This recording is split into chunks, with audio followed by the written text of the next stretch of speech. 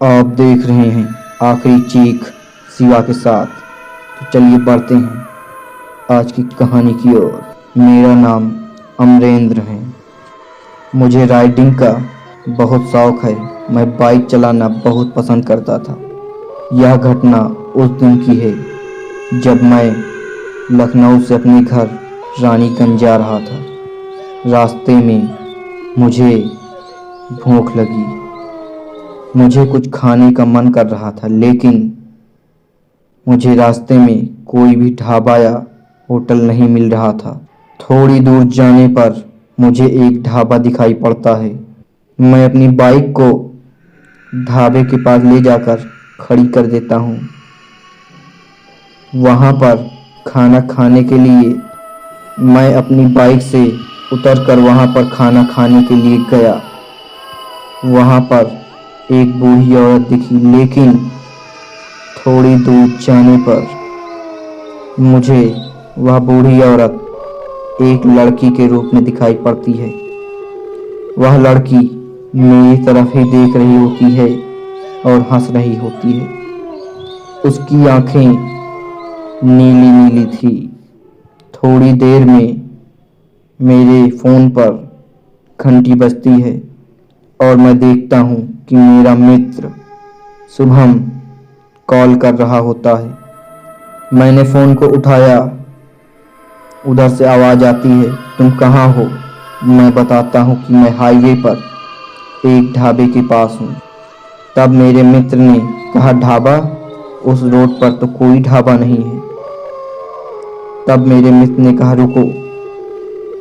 उसने Google map को खोला और मेरी लोकेशन चेक की। तब उसको पता चलता है कि वहाँ पर कोई ढाबा नहीं है और वह मुझसे कहता है कि तुम जहाँ खड़े हो वहाँ पर कोई ढाबा नहीं है। अब मुझे डर लगने लगा। यहाँ कोई ढाबा नहीं है तो यह कौन सा ढाबा है? थोड़ी ही देर में मुझे शक हुआ कि हो न हो यह कोई भूतिया ढाबा हो। लेकिन उतने में वह लड़की मुझे देखकर मेरी तरफ बढ़ने लगी और मेरे ऊपर झपटी। जब मेरी नज़र उसके चेहरे पर पड़ी तो मैं दंग रह गया, क्योंकि वह अब एक चुड़ैल के रूप में परिवर्तित हो गई थी।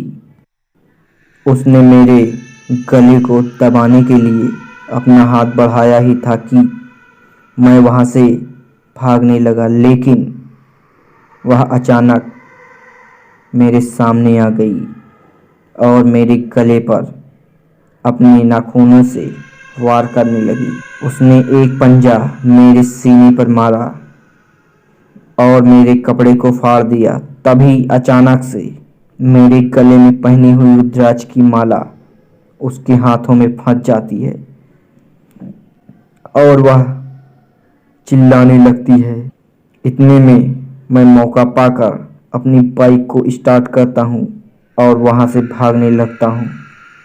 वह चुड़ैल बोलती है, रुक जा, रुक जा, नहीं तो अच्छा नहीं होगा। मैं तुम्हें मार दूंगी, मैं तुम्हें मार दूंगी। मैं अपनी गाड़ी और स्पीड में भगाता हूँ। वह चुड़ैल आधा किलोमीटर तक मेरा पीछा करती, लेकिन मैंने अपनी बाइक को कहीं नहीं रोका। शाम के करीब 6 बजे तक मैं अपने घर रानीगंज पहुंच गया था और मैं बहुत भयभीत था, लेकिन मैं घर पर जाकर खाना खाकर सो जाता हूँ। यह मेरे जीवन से जुड़ी एक सच्ची घटना है।